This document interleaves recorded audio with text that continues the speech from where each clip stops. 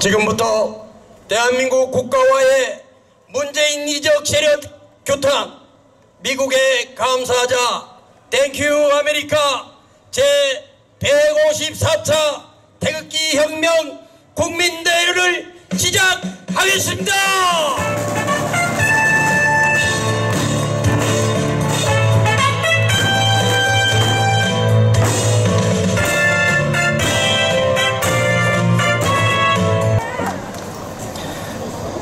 여러분 안녕하세요. 존경스럽습니다. 이렇게 더운 날 추운 날 가리지 않고 매주 토요일 이렇게 이 자리를 채우시는 여러분들 정말 존경스럽습니다.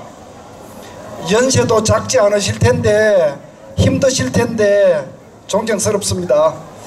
저는 오늘 국방개혁에 대해서 제가 걱정하고 있는 바를 좀 알려드리려고 이 자리에 왔습니다. 이게 굉장히 어려우면 어려울 수 있는 얘기인데요, 그래도 제가 최대한 쉽게 설명을 드려보겠습니다. 지난 7월 27일 국방부 장관이 대통령에게 국방개혁 2.0이라는 것을 보고했습니다. 그것을 보고 저한테 떠오르는 두 가지 단어, 그 내용을 읽어보고 딱 떠오르는 두 가지, 첫째는요 약소 군대, 두 번째는 남북관계, 이 두 단어가 저한테 떠올랐습니다. 약소 군대가 뭐냐? 약하고 작은 군대가 약소 군대입니다. 통상 강대국들은 큰 군대를 가지고 있지만 국력과 경제력이 약한 나라들은 큰 군대를 가지지는 못하지만 작지만 강한 군대를 가져야 한다, 이렇게 해서 우리가 보통 하는 얘기가 강소 군대라고 얘기를 합니다. 그런데 이번 국방개혁 2.0은 대한민국 군대를 약소 군대로 만들고 있는 것이 아닌가 하는 걱정이 들었다는 말씀입니다. 그다음에 남북관계, 이건 무슨 뜻이냐 하면 그 내용을 보니까 지나치게 남북관계 개선에만 초점을 맞추고 있다, 지나치게 북한을 의식하고 있다, 이런 생각을 금할 수가 없었습니다. 자, 그럼 지금부터 어떤 근거로 그런 걱정을 하느냐? 우선 국방개혁 2.0 내용을 간략하게 말씀드려 보겠습니다. 간략하게. 한마디로 대한민국 군대를 자르고 줄이는 겁니다. 우리 병력을 12만 명 줄이겠다는 것이고요, 우리 예비군을 130만에서 95만으로 줄이겠다는 것이고요, 동원 예비군 말씀입니다. 그 다음에 대한민국 지상군 사단을 39개에서 33개로 줄이겠다는 거고요, 전부 다 깎고 자르고 줄이는 겁니다.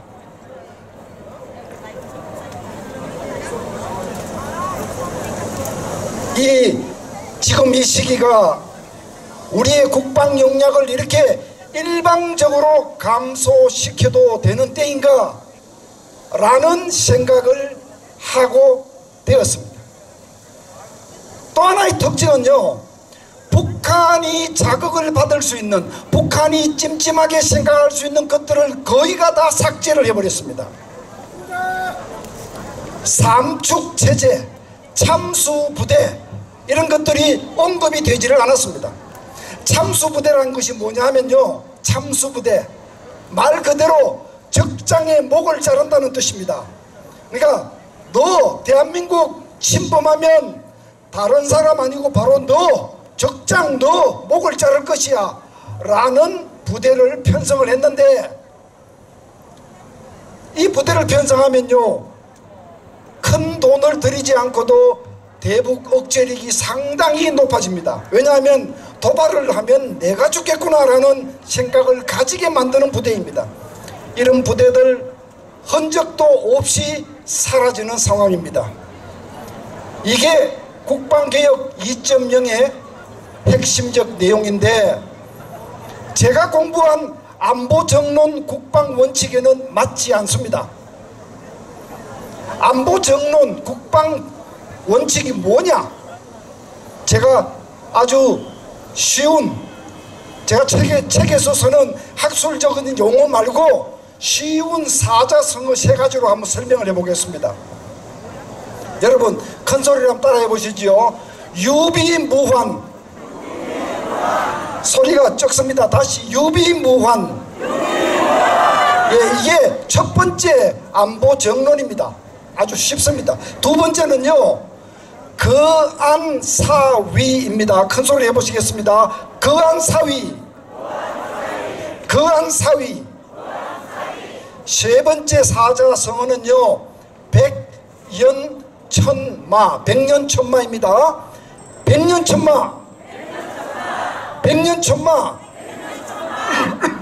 이 세 가지 사자성어가 우리의 안보 정론을 알려주고 있습니다. 첫 번째로 유비무환. 이게 무슨 뜻이냐? 이게 뭐 제가 고향에 있는 우리 의사 친구한테 물었더니만 유비무환이 뭔지 아냐 물었더니만 야 그거 비오는 날에는 환자가 없다 그거 아니냐? 네. 그거 아닙니다. 예. 모든 위험에 대비하라는 뜻이죠. 이것은 북한이 가지고 있는 실질적인 위협에 모두 대비해야 한다. 이게 유비무환입니다. 다시 말씀드려서 김정은이가 하는 약속, 말 이런 거 믿으면 안 됩니다. 북한이 가지고 있는, 북한이 실제로 가지고 있는 능력을 보고 대비하라는 뜻입니다. 당면한 안보 위협에 대비하라는 뜻입니다. 이해가 되시죠? 거안사위라고 하는 것은 뭐냐면요, 평안할 때 위기를 생각하라는 겁니다. 편안할 때 위기를 생각하라. 이거는 미래에 대한, 미래에 다가오고 있는 위협에도 대비하라는 겁니다. 이게 안보의 아주 기본 원칙입니다. 기본 원칙. 세 번째, 백년천마. 100번 연습하고 1000번을 닦아라. 이것은요, 군대는 항상 훈련하고 임전태세를 갖추고 있어야 불시의 사태가 생기더라도 대비할 수 있다. 자, 이 세 가지 여러분 설명 잘 됐죠? 예, 그 뭐 어렵게 생각하실 거 없습니다. 우리 안보는요, 유비무환하고 거안사위하고 백년천마하면 되는 겁니다. 그런데 국방개혁 2.0은 제가 보기에 이 원칙들에 맞지 않는 것 같습니다. 북한이 지금 핵을 포기했습니까? 핵 폐기를 약속했습니까? 예, 아무것도 아직까지 약속한 게 없습니다. 아무것도 없습니다. 판문점 선언, 싱가포르 공동선언 아무것도 핵 폐기한다는 약속 아직 없습니다. 그리고 북한이 지금까지 보여준 제스처는 핵 폐기하고는 무관한 것들입니다. 그런데 지금 우리가 먼저 우리 국방 역량을 감축하겠다는 것이 유비무환입니까? 그게 유비무환입니까? 우리 전방에 GP를 줄인다고 합니다. GP, 휴전선 안에 들어있는 우리 전방 초소들을 줄인다고 합니다. 북한은 300개의 초소가 있고 우리는 100개밖에 없는데 우리가 먼저 줄이자고 제안을 하고 있습니다. 전쟁이 나면 그 초소들이 가장 먼저 직무를 파악하고 우리 군도로 하여금 대비하도록 만드는 역할을 해야 하는데 지금 우리가 GP를 줄일 때냐, 지금 이런 얘기하는 것이 유비무환입니까? 유비무환입니까? 예, 유비무환이 될 수가 없습니다. 없습니다. 북한군은 128만 명 정규군에 700만 명 예비군을 가지고 있습니다. 대한민국은 63만 명 정규군에 130만 동원 예비군을 가지고 있습니다. 그런데 그거를 또 왕창 더 잘라서 줄인다는 발상이 유비무환입니까? 북한이 착한 나라로 바뀌지도 않았는데 왜 우리가 일방적으로 우리 군대를 줄여야 하는지 저 명색이 전문가인 저는 이해하지 못합니다. 국방개혁 2.0은 미래의 위협에 대비하자는 내용도 별로 없습니다. 여러분 중국 한번 보십시오. 중국 지금 중국이 정기적으로 대한민국의 방공 식별구역을 넘나드는 거 아시죠? 중국 군함들이 서해 중간선 이동지역에서 작전하고 있는 거 아시죠? 중국이 그렇게 많은 미세먼지를 날려보내지만 대한민국한테 미안하다고 말 한마디 한 적이 있습니까? 중국이 지금 미국에 도전하면서 중국 패권 시대를 열어가겠다고 지금 이렇게 군사력을 키우고 있는데 어찌해서 우리가 군사력을 줄이겠다는 얘기입니까? 예? 제가 이런 말씀 드리는 것은 우리가 중국하고 군사적으로 맞짱을 뜨자고 제안하는 것이 아닙니다. 중국하고는 가급적 잘 지내는 것이 좋습니다. 비적대 우호적인 관계를 만들기 위해서 최선을 다하는 것이 맞습니다. 그러나 우리가 중국한테 잘 지내자고 말한다고 해서 우리가 중국한테 저자세 외교를 한다고 해서 중국이 대한민국을 깔보지 않고 존경할 것 같습니까? 그러니까 드리는 말씀입니다. 우리가 강대국을 의식할수록 우리는 독침을 가진 강력한, 작지만 독침을 가진 강력한 군대를 가지고 있어야 되는데 이런 시기에 왜 군대를 줄이겠다는 겁니까? 제가 굉장히 맞는 얘기를 했는데도 박수도 안 치시네요. 제가 지금 목이 터지라고 진리를 말씀하시는데 박수를 안 쳐주시니까 오늘은 좀 수준이 낮은 분들만 나오셨나 하고 제가 잠깐 오해를 했습니다. 자, 세 번째, 백년 천마. 지금 한미훈련 중단되었습니다. 큰 훈련 중단되었고 작은 훈련들도 지금 장래가 불투명합니다. 전작권도 분리 곧 하겠다고 합니다. 이렇게 된다면 한미 양국군은 훈련해보지 않은 불시의 상태를 맞이할 수 있습니다. 항상 훈련하고 우리가 같은 말을 쓰고 같이 지내는 한국 사람들끼리도 손발 맞추기가 어려운데 말도 다르고 문화도 다른 미군과 한국군이 갑자기 전쟁이 났을 때 손발을 맞춘다는 것은 평시에 연습을 훈련을 하지 않고는 불가능한 일입니다. 그렇지 않습니까? 이게 어떻게 해서 백년 천마 안보 정론에 부합하는 것입니까?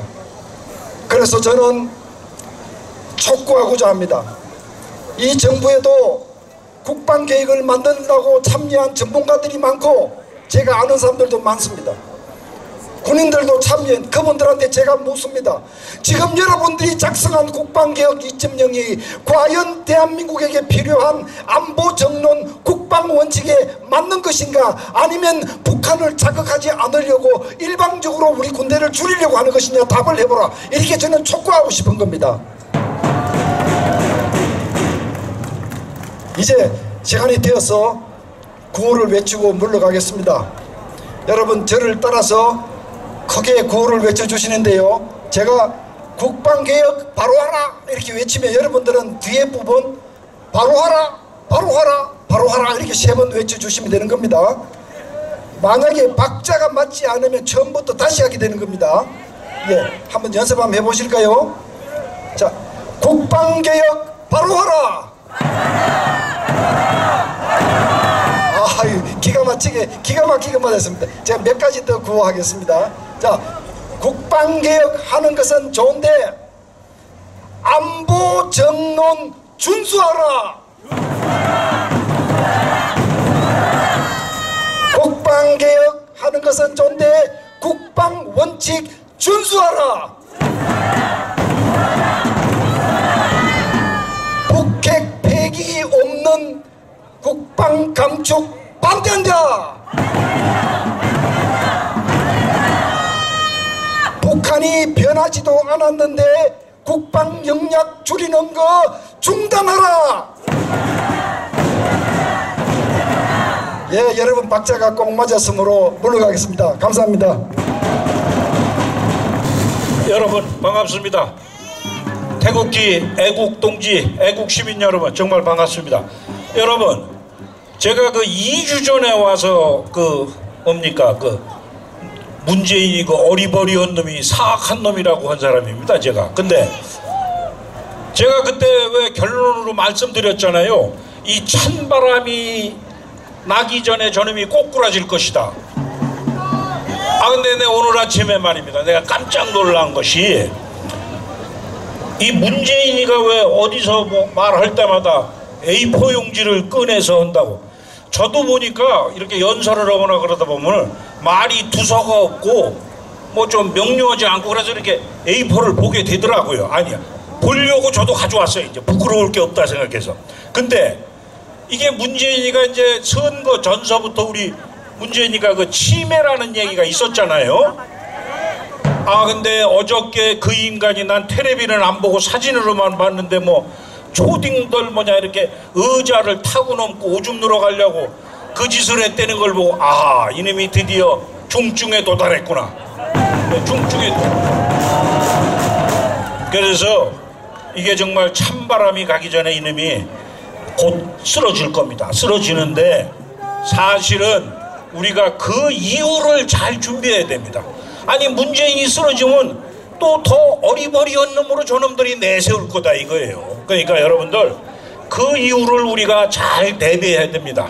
그런데 하여튼 그 얘기하자면 또 끝도 한도 없으니까 오늘은 아까 사회자도 얘기하기를 우리가 이 신문에도 났지만은 이 대한민 이 앞에 집회 오신 분들이 엄청 수준이 높다는 거예요. 예? 수준이 높대. 그게 사실입니다.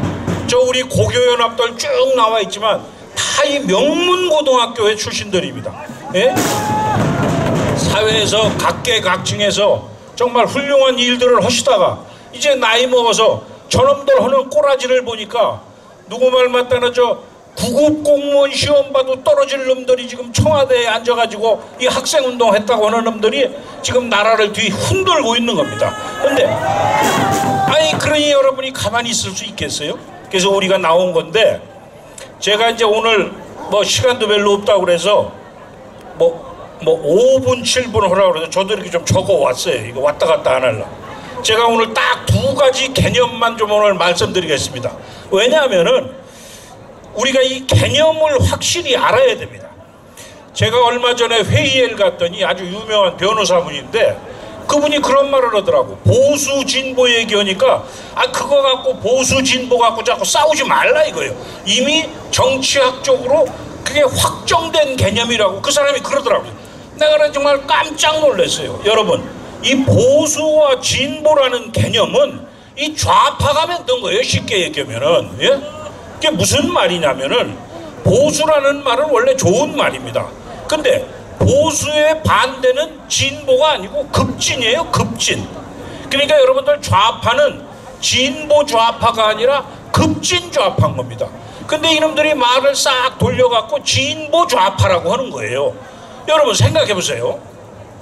진보의 반대말이 뭡니까? 퇴보 아닙니까?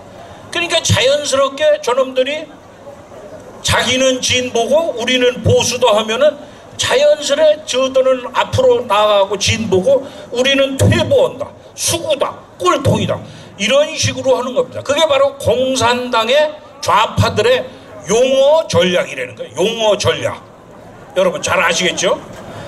이 옛날에 레닌이 막스 레닌 할 때 레닌 소련의 러시아의 공산주의자가 혁명을 하면서 2월 달에는 소위 중도 지식인들 다 모아서 혁명을 해서 성공을 시킨 이후에 10월 달에 또 혁명을 일으킵니다.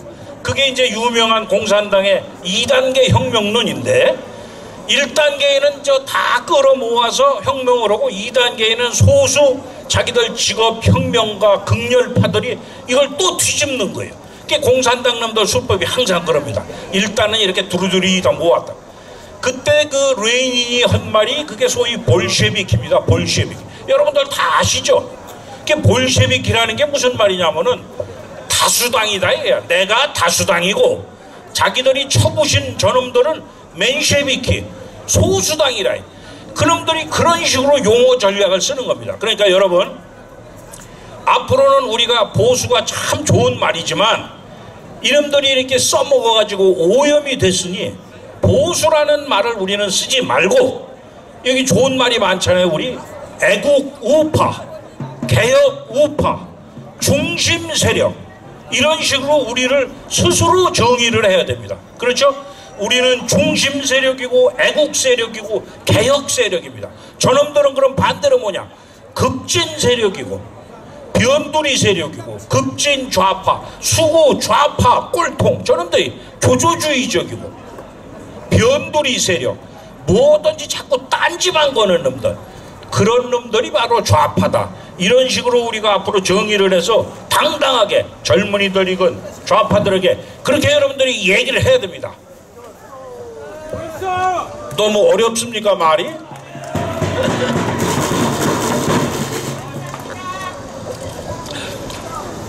이게 좀 수준 높은 얘기만. 자, 또 수준 높은 얘기 하나만 또 더. 수준 높은 것도 아니고 영어를 써서 미안합니다. 이게 이제 소위 그 일렉터빌리티, 당선 가능성이라는 말이 있어요. 영어에 당선 가능성. 또 이제 그 거버너빌리티, 이 통치하는 능력. 그게 이제 정치학에서는 소위 이렇게 같이 가지는 않는다는 거예요. 그게 무슨 말이냐면은 이 선거에 잘 당선되고 뭐하고 하는 놈들이 그렇다고 그놈들이 통치를 잘하는 건 아니다 이게. 여러분들 지금 보시는 그대로 아닙니까? 지금 좌파 그놈들이 선거에 당선되는 데는 별별 수단을 다 쓰지 않습니까? 그놈들이 뭐 인기 영합적인 파퓰리스트적인 전략이니, 그러니까 애들이 다 넘어가는 거예요. 근데 그놈들이 머릿속에 든 게 없고 통치를 해본 적이 없고, 그러니까 통치는 못하는 거예요. 그러니까 지금 문재인이 하는 짓을 보면은 뭐든지 지난 정권에서 했던 것만 끌어내리고 잘못됐다고 하는 겁니까? 그러니까 그러면 너희들은 뭐를 하느냐? 내가 좋은 예를 한 가지만 들고 내려가겠습니다. 우리 저 경동고등학교 나온 우리 이효선 동지가 잘 정리를 해가지고 이 SNS도 올렸습니다. 그래서 이제 그걸 제가 소개를 하자면 뭐냐면은, 저도 여러분 MB 뭐 사실 싫어합니다. 솔직히 얘기해서. 뭐 지금 저 꼴이 뭡니까? 왜 박근혜 대통령 뒤통수를 쳐갖고, 그래서 저도 결국은 저렇게 감옥에 가서 저 망신을 당하고 고생을 하는 거 아닙니까? 근데 얼마 전에 이해찬이가 그랬잖아요. 이해찬이가 그 4대강 뭐요? 공사 헌돈 22조를 딴 데 썼으면 우리나라가 이렇게 안 되고 경제가 좋아졌을 텐데 4대강 때문에 우리가 망했다.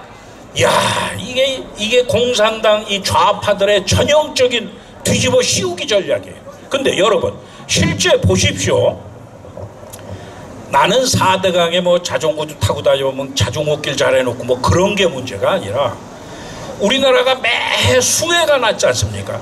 그래서 노무현 때 87조를 수해 대책으로 준비를 했답니다. 예? 87조를. 근데 MB가 대통령이 돼가지고 22조 들여서 4대강을 만들어 놨더니 지금 여러분 아무리 비가 와도 어디 뭐 곳곳에 시내 그런 데 막혀서 그런 거는 있지만 옛날처럼 무슨 홍수가 나서 뭐 마을이 강이 넘어지 그런 거 하나 없지 않습니까? 그러니까 MB가 잘한 건 잘한 거예요. 그걸 인정을 해줘야 됩니다. 근데 저놈들이 이번에 노무현이라네. 문재인이가 뭐 일자리 창출한다고 57조를 들였답니다. 57조. 이건 전부 똥이 된 거예요. 아무것도 어디 보이지도 않고 아무것도 안 돼. 이명박이 4대강 한 건 어쨌든 눈에 보이지 않습니까? 그러니까 저놈들이 저런 식으로 하는 겁니다. 그래서 이거 뭐 재밌는 얘기를 그리고 요거 하나만 마지막. 여러분 그 제가 아까도 오다 보니까 이제 많은 분들이 왜 우리 태극기 집회가 이렇게 흩어졌냐, 맨날 그거 당연한 얘기 뻔한 얘기 하지 마세요. 원래 흩어져서 해야 돼요. 전국 방방 곳곳에서 서울 시내도 여러분 우리가 물리적으로 어디 한 군데 다 모일 수가 없잖아요. 옛날에는 시청 앞에서 다 모였지만은 저 박원순 이놈이 저기다 텐트 치고 못하게 하니까 우리가 여기서 하는 거 아닙니까? 그러니까 뭐 태극기 집회가 분열됐느니 그런 얘기 하지 마세요. 자기 가고 싶은 대로 나는 광화문이 좋아 거기 가서 하고 대한문이 좋아 또 서울역이 좋아 하시라 이게. 그러고 우리가 행진할 때는 합치라 이게. 합쳐. 여기 저 부산고등학교에 나오셨는데 그 청조의 그 백남환 장군이 옛날에 우리 회의할 때 좋은 말을 하시더라. 집회는 흩어져서 하고 각각 하고 우리 행진은 같이 하자 이게. 그죠? 제가 그래서 요거 영어로도 멋있게 한마디 하겠습니다. Rally separately. 집회는 흩어져서 하래 각자. 그렇지만 행진은 march together. 행진은 함께 하자 이게. 그러니까 그런 거 갖고 여러분들 앞으로는 논쟁하지 마십시오. 이상입니다. 감사합니다. 안녕하십니까? 네. 긴급한 일이 있어 알려드리러 나왔습니다. 기어이 국회에서 판문점 선언을 비준 표결을 강행하겠다고 뉴스가 나오고 있습니다. 제가 두 가지만 말씀드리겠습니다. 첫째, 판문점 선언은 그 자체로 비준의 대상이 될 수 없습니다. 국제법적으로 조약과 엄격히 구분되는 것이 선언입니다. 우리 헌법에서도 국회 동의의 대상은 헌법 60조에서 사전 동의 대상으로 각종 조약만 열거되어 있지 선언은 전혀 그 대상이 되지 않습니다. 이처럼 헌법적으로 위반되고 국제법적으로 말이 되지 않는 행위를 국회의원들이 강행하게 된다면 그 국회의원 한 사람 한 사람을 결코 가만두어서는 안 되겠죠? 구호를 한번 외쳐보겠습니다. 판문점 선언 국회 비준 절대 반대한다! 반대한다! 반대한다! 반대한다! 그러면 이처럼 말도 되지 않는 판문점 선언 국회 비준을 왜 그토록 목이 메고 강행하려는 것입니까? 김정은 또한 왜 그토록 암묵적으로 이것을 강하게 압박하고 있는 것입니까? 그것은 판문점 선언 내용 중에 무조건적인 연내 종전선언 조항이 들어있기 때문입니다. 아무런 전제 조건이 없는 종전선언입니다. 종전선언은 그 자체로는 선언이라고 되어 있지만 이것은 속임수입니다. 말이 종전선언이지 그것의 내용은 정전협정, 즉 휴전협정의 폐기입니다. 즉 조약의 폐기인 것입니다. 이것은 일반적인 선언과는 내용이 전혀 달라집니다. 법적으로 효과를 가지게 됩니다. 효과를 갖고 있는 조약을 끝내는 일종의 조약적인 효력을 갖기 때문입니다. 그 효력은 무엇입니까? 유엔사를 해체하고 한미연합사를 법적으로 해체하게 되는 효과입니다. 이들이 그런 말을 앞에 내세우지 않고 정치적인 선언에 불과한 종전선언이라고 눈속임하여 유엔사와 한미연합사를 해체하려는 것입니다. 맞습니까? 마지막 구호를 외치고 물러가도록 하겠습니다. 한미연합사 해체하는 종전선언 반대한다! 반대한다! 반대한다! 반대한다! 공지 말씀드리겠습니다. 화요일로 국회 표결이 넘어가는 것에 대비해서 국본에서 한 달간 국회 앞에 시위 신고, 집회 신고를 해놓았다고 합니다. SNS를 잘 보시다가 긴급 공지가 뜨면 국회 앞으로 태극기를 들고 판문점 선언 비준 저지를 위해 모여주시기 바랍니다. 그렇게 해주실 거죠? 감사합니다.